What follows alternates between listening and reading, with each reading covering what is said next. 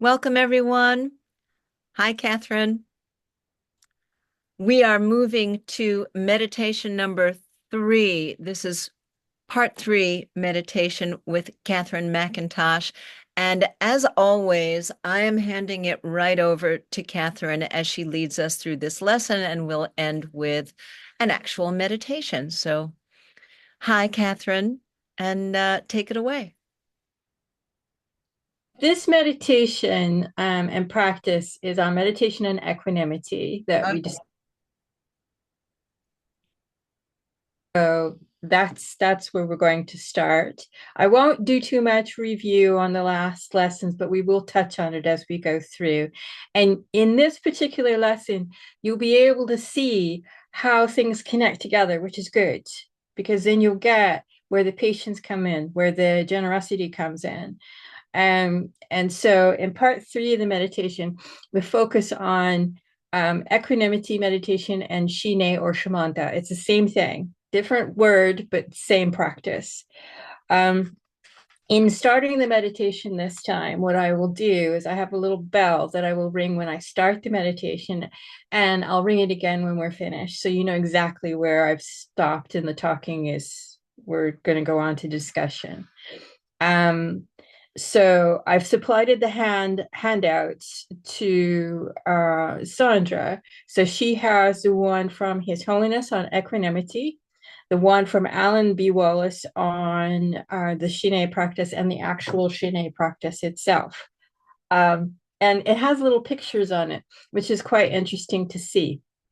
At the beginning of the Shine practice in Tibetan iconography, it has the picture of an elephant, a monkey, and a human being.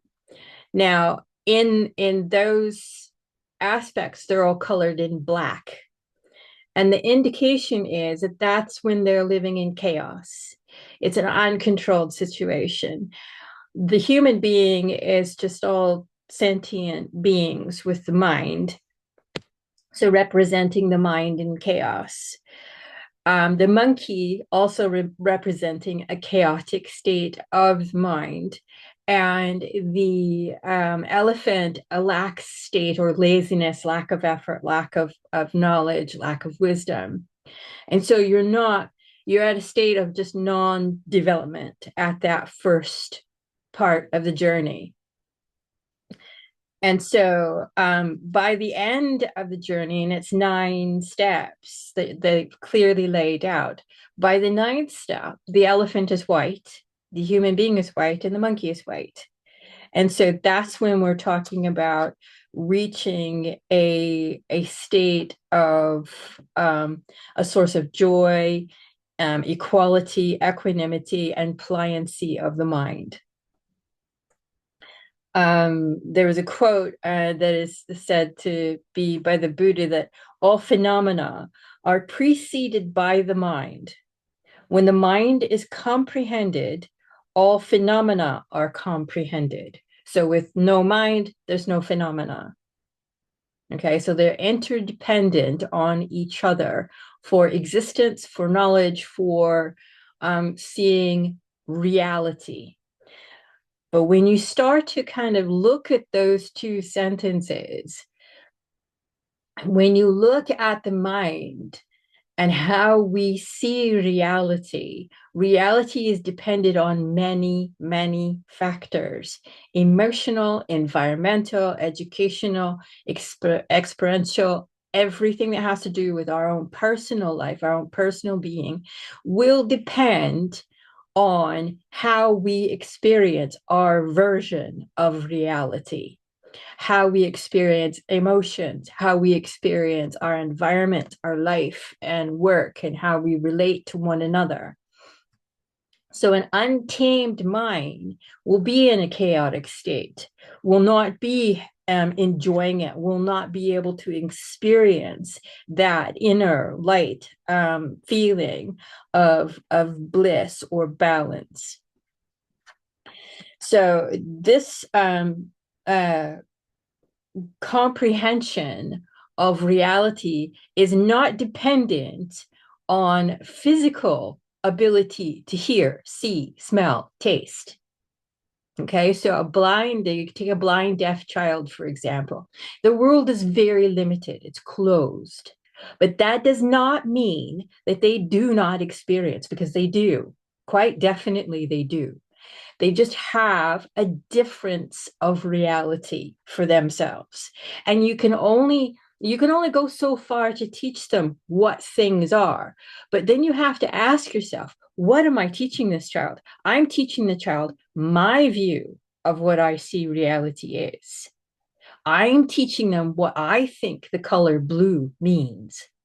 I'm teaching them what I think clouds are. I'm teaching them what I think a flower is. And so to them, in their world, it might be completely different. And chances are, those experiences will either frighten or comfort. And most of the time, if it's sudden, it's a change, it will frighten at first, even if it's something pleasant, because it's unfamiliar.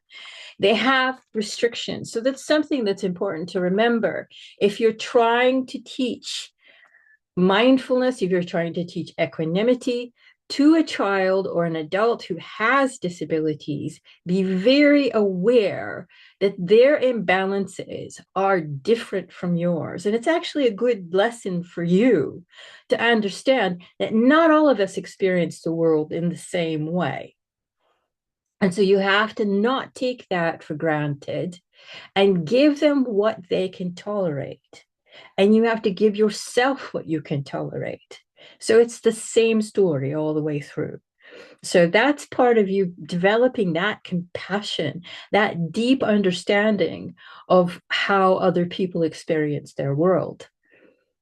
The intent of Shamanta practice is refining the mind's attention to balance the nervous system, and so that the mind is made properly pliant, free from excitement and free from laxity. Okay, so as I mentioned previously, we are perfecting our practice by applying the teachings of generosity, patience, morality, our motivation, our ethical practice, and wisdom, and so on. So all of this is connected into this practice. As we focus, we move from the outward object and bring it inward so that we have that connection with that object. In Buddhist practice, you are becoming pliancy itself. You're becoming calmness itself with the mind as your key tool to do that. As I mentioned before, your object of meditation could be a stone or a flame, but it is to be something that is familiar to you.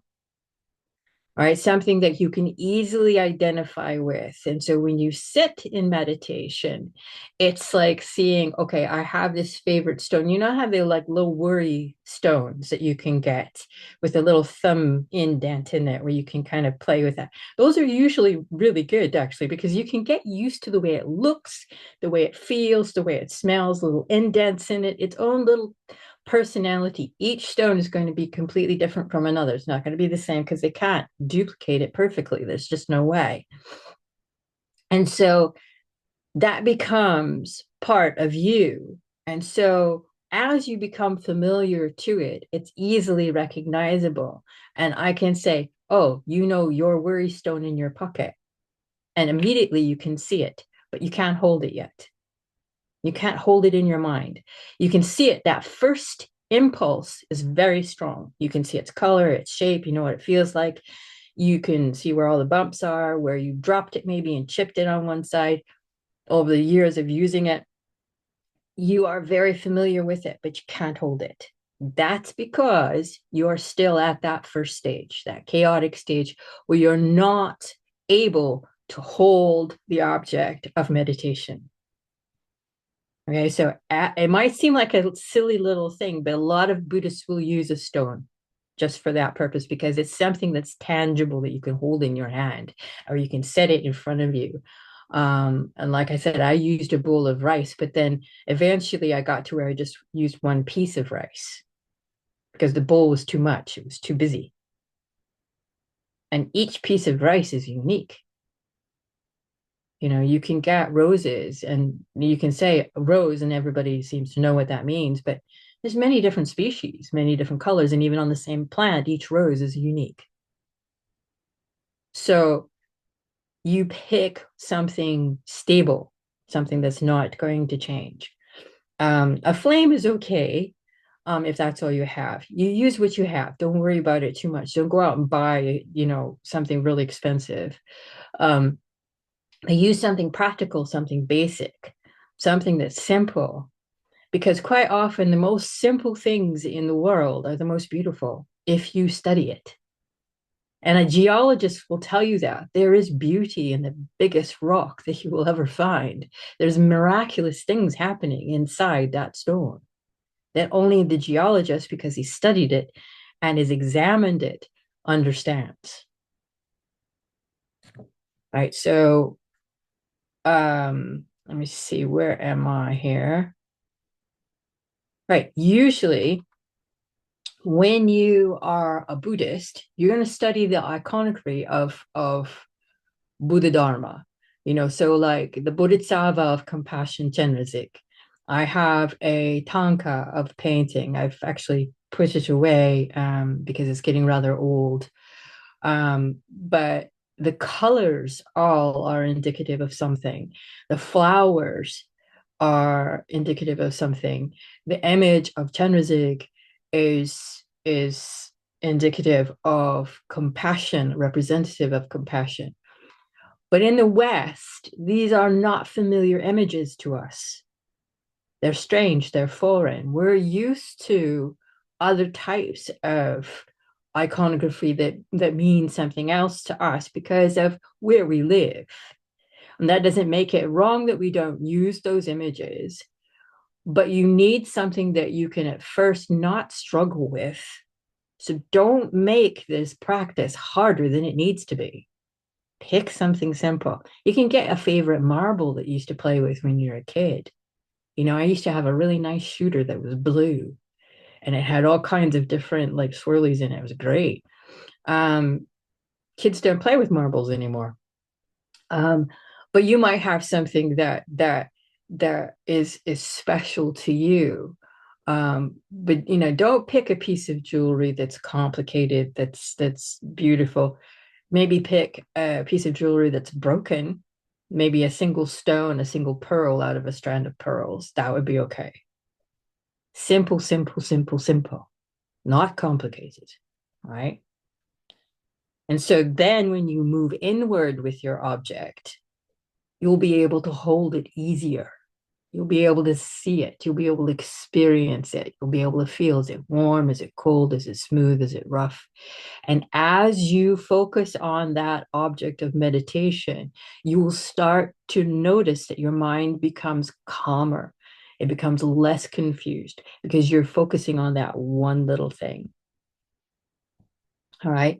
So you're just literally training your mind in baby steps right at first. So you're starting this journey and you've got monkey mind. Your mind is all over the place. You're not trained, you're not dedicated, you're not motivations all over the place. So select your object. Leave your object in your sacred space. Just leave it sitting there on your table or whatever it is you have set up. Don't use it for anything else. Maybe your worry stone stays in your pocket. That's okay. But make sure it makes it there before you start your session so that it's ready waiting for you, like your friend, because that's your teacher. That little object is your teacher. That's your guru, right? You've got people like the Dalai Lama, His Holiness, you've got Thich Nhat Hanh, as your guru. Great, but you can't bring them into your house, right? Need something simple, something very, very small to start with. That's your teacher, that's your guru, right? Regardless of what's used as your object, the two mental faculties that are indispensable are mindfulness and introspection. Right? Now, mindfulness is a technical practice. It is not what is sold commercially in Western areas. That's fine. That's okay. Commercial mindfulness is not a bad thing, but it is not what is being taught here. Mindfulness here as a technical process is for being yourself familiar with the actual object, examined carefully as to memorize its full appearance, every single tiny aspect, holding that image as valid and stable in your mind. It's as if it's really there. And so that if somebody took your stone away, you would still see it. Right? And you see it clearly, not as a fuzzy image, not as it fading out or anything else, but as a actual object, as if it was really sat there, as if you could take your hand out, put it on your table and touch it. And you know what to expect. And only when you didn't touch it, realized it was there, you would realize that it wasn't there. Okay. Subtle physical outward object shifts inwardly on its own. It's not something you force. It just shifts into you inwardly. And that's where you're holding it. That's where you're holding that image. That has the same solid quality. Even its physical presence, isn't really there before you. I mean, we're all very sane. We know when things aren't there. But who's to say that presence, reality-wise, doesn't exist? You have to ask yourself that question. It's tricky. It's really tricky. Because you can go and it's almost like cloud dreaming, where you lay in a field, maybe with your best friend, and you look up at the sky and you say, oh, that cloud looks like a rabbit. Well, that cloud looks like a cow. Basically, you're doing the same process. You're seeing something and making sense of it. And this is our mind's natural ability. I forget what it's called, actually. There's a scientific name for it, where we try to recognize things. And that's how babies learn. They try to recognize the shape of mom's face, the shape of dad's face. Does he have a beard? Does he have a mustache? And if all of a sudden he was to shave all that off, that baby would stop recognizing their dad at first until he spoke or said something or did something familiar. They'd temporarily lose that because we made that image. That's how we learn. And so we're going back to the beginning. So the object, what's important to remember is that object does not apprehend itself. The mind does not apprehend itself. In Buddhist teachings, it's something to remember is that the knife cannot cut the knife. Right? The sword cannot cut the sword itself. The sword is just the sword. Okay? And so this is where you look at it and see it as composed of matter. And it's regarded as form for your mental consciousness. All right. So the function, like I said, this is very technical. That's why I leave it to the very last and don't include it in anything else because it gets really in depth. So the function of mindfulness is not merely being watchful of a deed or an action, but it's also how and why we see reality as we do and examining that. Thus, we experience the impermanence nature of all phenomena directly. So we can accept all things die. We can accept all things change. And that's not a bad thing because if you're miserable and in pain, your body hurts, eventually it's going to stop. That's a good thing. That's a wonderful way to look at it, actually. And I found that I thought, that works for me because if I know that it's going to stop because it started, that's its lifespan. But even in the middle, you can see it changing and shifting. That the pain doesn't stay exactly the same from moment to moment. It changes by the nanosecond. And you can't keep track of it. You can say, okay, where does it hurt? Well, if you have a broken bone, you can point to a broken bone and say, yeah, that's where it hurts. No, it isn't. Actually, no, it isn't. because the pain that you're experiencing goes into the mind and it affects the entire body as a whole. You can point to something and say that's where the wound is. That's correct. But you cannot say that's where the pain is, because the pain resides everywhere. It affects all of the little corpuscles and all the blood cells and everything around it. And your body's working very, very hard to try and get rid of it for you. And often it fails. And the older you get, the less capability you have to do that. And when you understand that this is all a part of phenomena, a nature of reality, and it's all interconnected with all of the understanding of that, you can lessen the effect of pain on your life. There have been monks who are adepts and they're much better at meditation than I am, who have practiced for many, many, many, many years, and they can control this sort of thing. I've seen people that are quite accomplished at it, and you'd never know that they were in the pain that they were in. Have it, they know they have it, but they're taking care of it because they're taking care of this, the mind. Okay. And I point to my head, but that's probably wrong as well, because the mind in existence doesn't reside in your head. It's literally, it's everywhere. Okay. So don't think that that's where I think it is, but that's where your brain is. As we practice through Shamanta, we break down how we bring objects in and events into our life.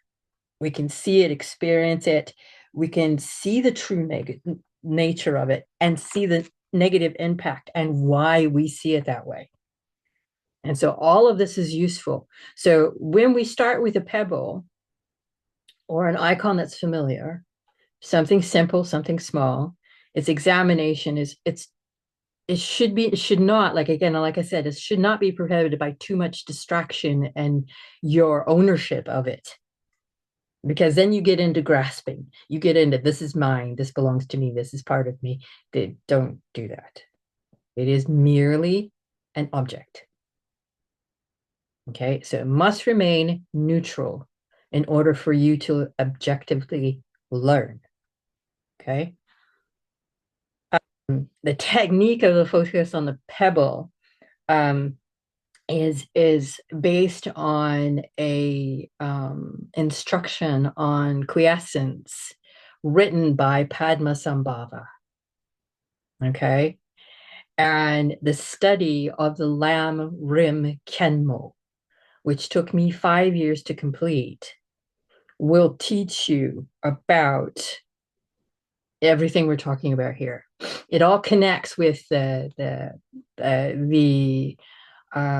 practice of the six perfections and everything, and it leads up to wisdom at the very end. Always wisdom is at the end, always, because you're developing a practice. You don't start out with a PhD. You start out at nursery school.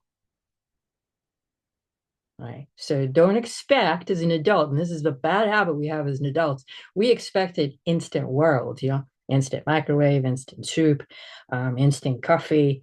Our television programs are there for us. We're just this consumer kind of driven society.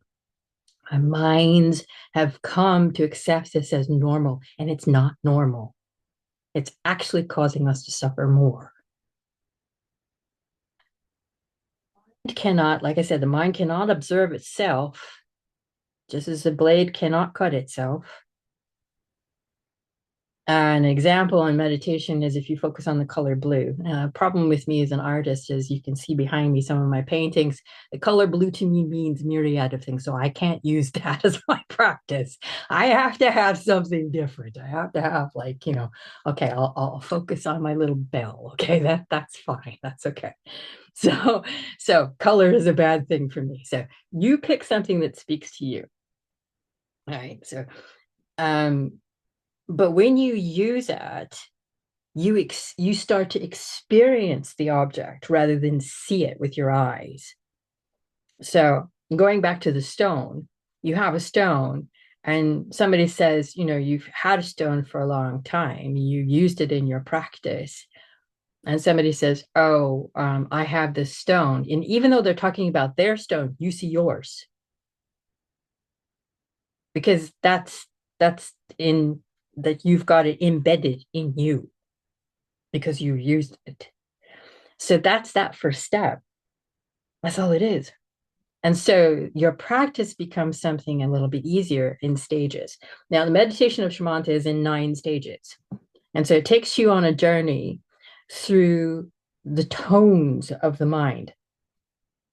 And in our previous sessions, I've asked you to like hold the object of meditation. And I'm sure that you found that challenging if you've not meditated before. But as we've gone through all the meditation classes, it's been to reinforce that and teach you what an object is and what it is not. And so with that, you also might notice that your objects have a change in their nature when you pay attention to them. And that's not because they're not changing before, because they were, as if you weren't paying attention. Okay. And it's not that your mind is chaotic because you're looking at it. That's what it's doing all the time. Okay. You've just now noticed that. Tsongkhapa, the teacher of the Lamrim Khenmo, he wrote the Lamrim Khenmo. And one of my favorite things, I still have all 5 volumes because I studied that for years and years.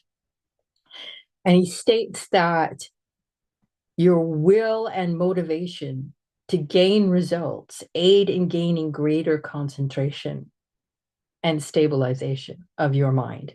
So again, not by force, but by considering the nature of the object, you are training your mind to come to this kind of reticence, this peaceful kind of pliancy.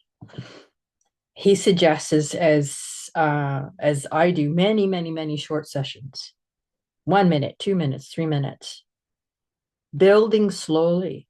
And you'll find that you crave it. You want to sit longer.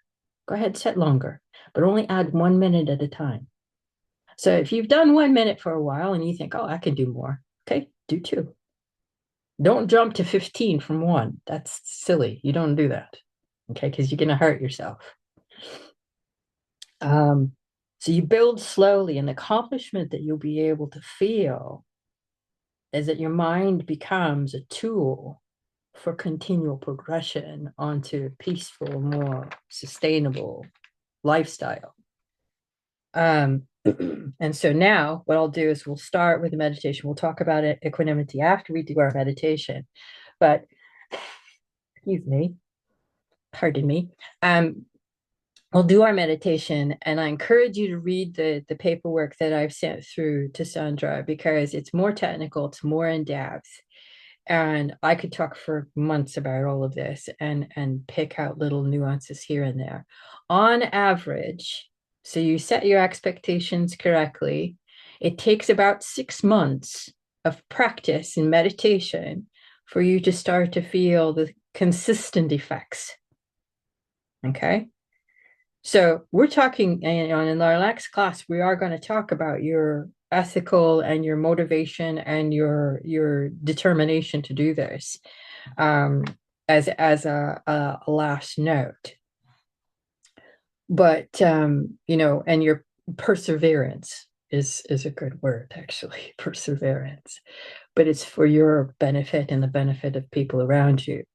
And so we'll talk about equanimity in a minute. So make sure that you are comfortable and that you are warm enough. You have water or whatever it is that you have, and that you have your object of meditation already waiting for you, your little friend, your little guru, your little teacher, whoever it is. Mine is my little bell. And so we will start on the meditation when I ring the bell, and when we're finished, I'll ring it 3 times again, so you know that we're done. And I will talk you through this, but the Shine meditation is meant to be done silently. quietly, just so that you know that. So you read the text first, refresh your mind on one of the aspects, and then focus on that object of meditation, thinking about that aspect of the mind. Okay, so that's kind of how it works. So, first, what you will do is you capture the mind, you stabilize the mind, and you develop the mind. So, that's the process. So, right now, what we're doing is we're capturing the mind. And as we go through the meditation, we're trying to stabilize the mind. And then we develop by reinforcing that object of meditation. Okay, so we'll go ahead and start.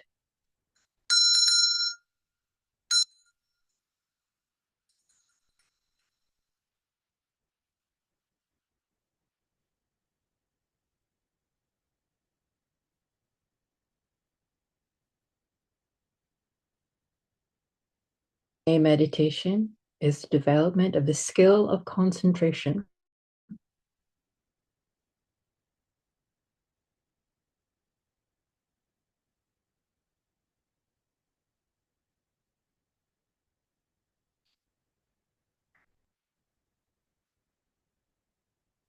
Your object of meditation and hold it in your mind, called one-pointed concentration. Your object externally, but hold the image in your mind so that it becomes an internal object. The first stage.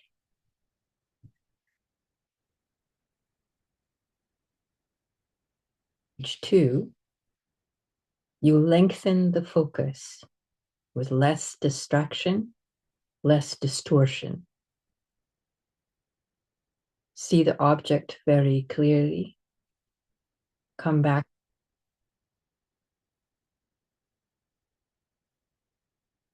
Detail, the color, the texture. Know the feeling, the smell, the sound. All of your senses focused on that single object. And lengthen your focus.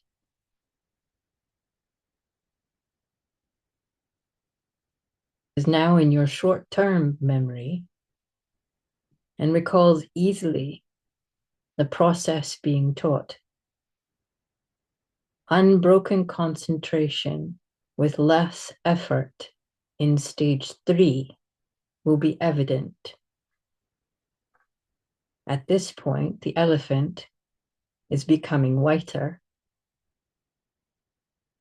The human is becoming whiter, and the monkey is becoming whiter.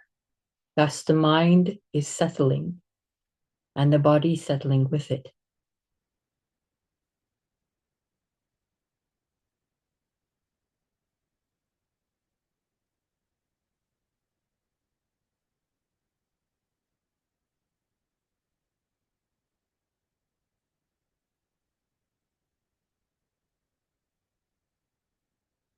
Reach stage 4, the mental functions will be greatly diminished, and a feeling of loss of time can occur. The mind no longer is necessary. The object is seen easily and held brightly in the mind. Details very clear. You may see and experience the object differently, with more accuracy and less effort.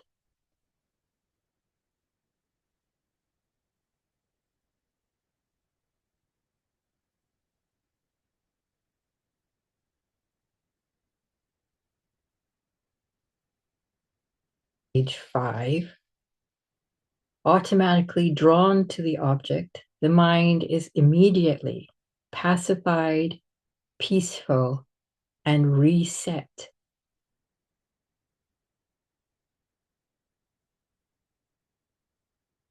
Pull. The object seems as if it exists in front of you, even though it may not even be in the room.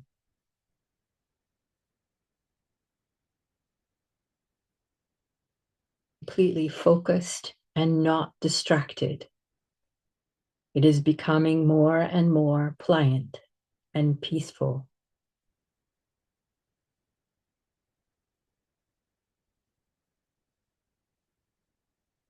Page 6.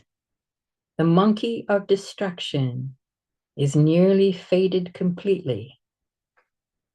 Perfect mental equanimity is achieved. The elephant only has a small spot of black still remaining. He has come under your control. He is no longer lazy, lax, or stubborn.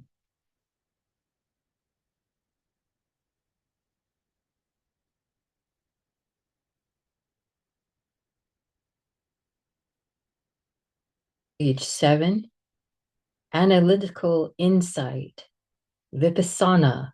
This is its base for the nature of reality and emptiness. No eye, no nose, no ear, no sound, no form, no non-form. This is the nature of reality. With ease, your object of meditation becomes the example of this teaching.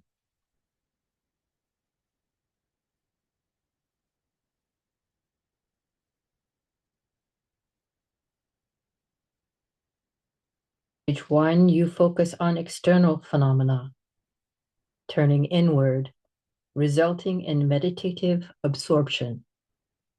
In stage 2, continue with effort, meditative absorption increases.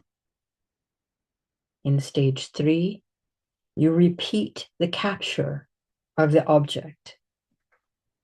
In stage 4, nervousness and negativity cease. In stage 5, you tame fears and doubt through negative thought, thinking you cannot accomplish stabilization. In stage 6, tranquility, increased thoughts on the effect of emotions that are in your life.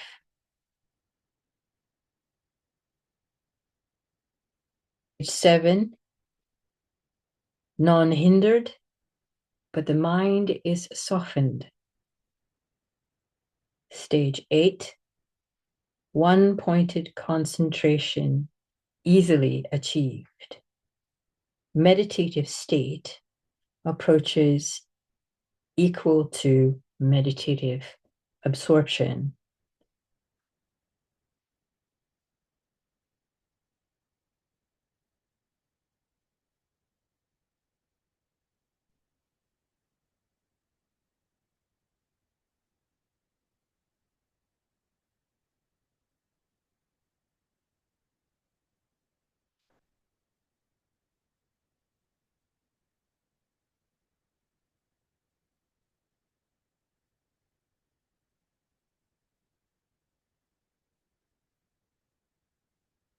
You will take 3 deep breaths through the nose, exhaling any tension that remains, letting your object of meditation go. Do not keep it. It has no form, but your mind sees it as a tool for instruction.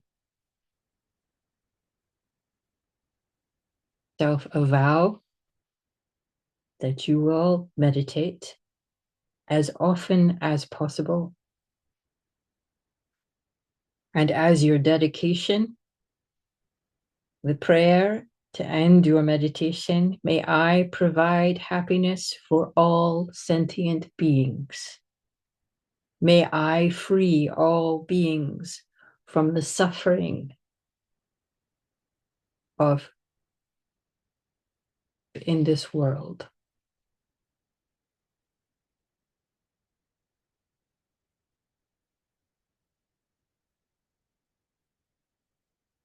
Self.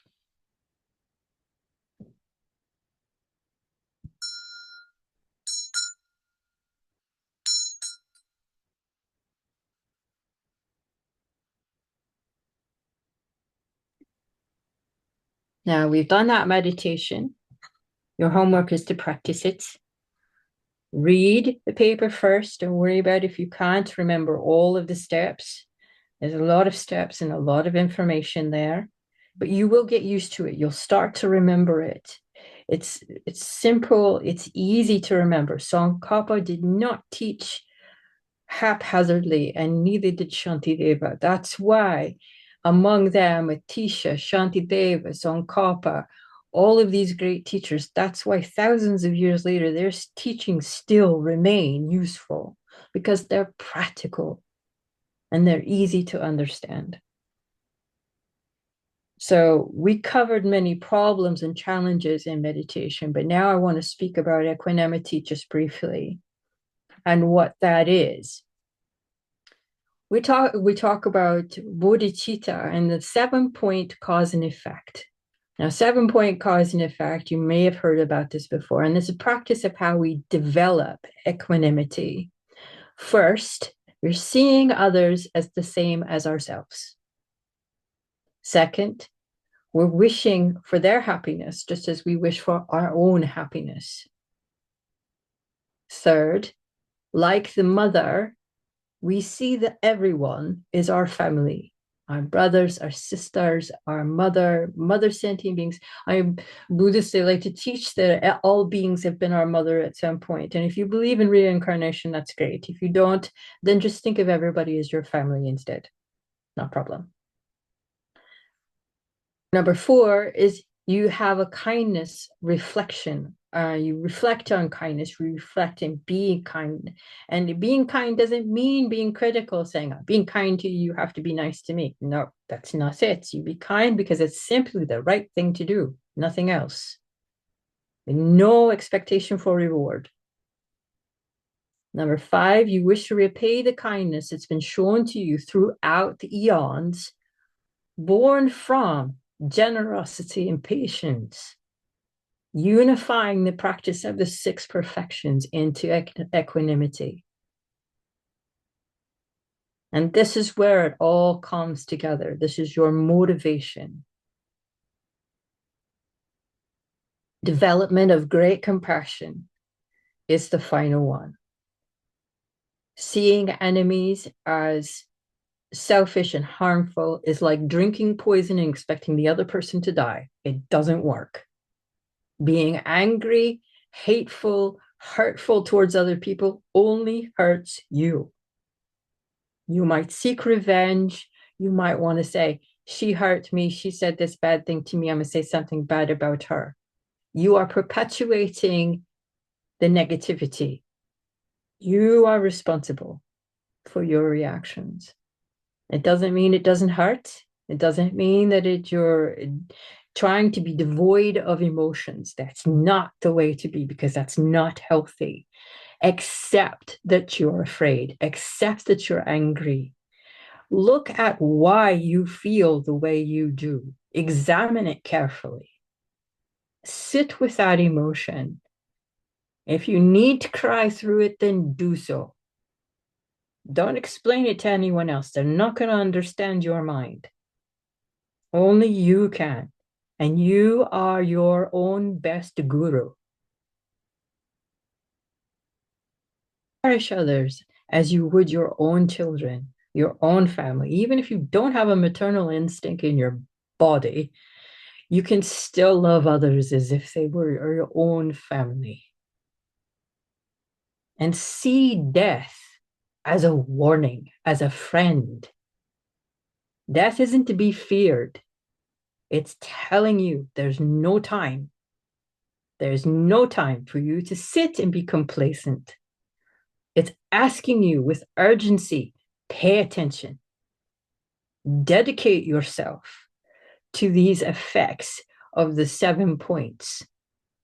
See others as equal to yourself, not less than you, not greater than you. And reflect on the teachings over and over again until they become second nature to you. That they're your bread and butter. They are your survival. They're the best medicine you can ever take. If the doctor gives you medicine, it'll make that medicine work better. If you have a wound, you'll heal quicker. I even know a story that there was an interview done with George Harrison's son, Danny, where George is a Hindu. Everybody knew he was. But they said when he was attacked and stabbed by that man that broke into his house, his healing was so quick. And his son said he was very surprised it left very little scars on his father. This is what practice can do to you. You can be Hindu. You can practice meditation Hindu. That's fine. You can practice meditation as a Christian. You can practice meditation as a Muslim. You can practice meditation even if you have no religion at all. It is not dependent on a religion. It is dependent on how you see yourself in relation to other people and how you view reality. And you hold that precious. Death is your teacher. Your object is your teacher, your guru, but your guru lives in here. Yeah? You don't need to go to a foreign country and travel to teachers. Yeah, teachers are good, okay? Don't get me wrong. Teachers are wonderful. And sometimes they get it right. Sometimes they don't. Teacher is sitting right in front of you. Okay. In the next lesson, what we will do is we will look on ethical conducts and diligence.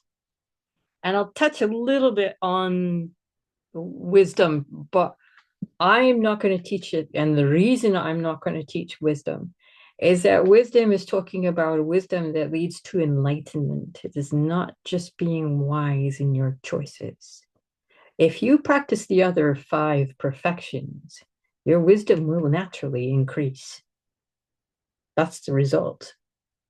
It won't lead to your enlightenment because that's not, as a layperson, that's probably not what you're looking at. If you're a Buddhist, yes, it might be. But as far as a teacher for wisdom, His Holiness the Dalai Lama is perfect. The Lamrim Khenmo, studying that for an extended period of time, like I did for 5 years, it will give you a good flavor of where to start. And that's usually done by monastics, where your whole life is dedicated to that practice, because it takes a lot of time. But I will touch on a few points just so that you know what it is and you're familiar with it. So for this time, that's all we have. We've done a really good meditation this time. And I think we've given you a good foundation for meditative practice. Thank you, Kathryn. Thank you so much. Thanks, everybody, for joining us. I will download those documents that you referred to. And these lessons are in a series in the resource library on our Global Grandmothers Council Network platform in the garden. And I'll also put them up on Facebook in Global Grandmothers as well. Thank you so much. I'm going to stop the recording and you and I will stay on for a moment. Oh, and by the way, if anybody has any questions, you can reach Kathryn through the website, or you can send your questions to me as well.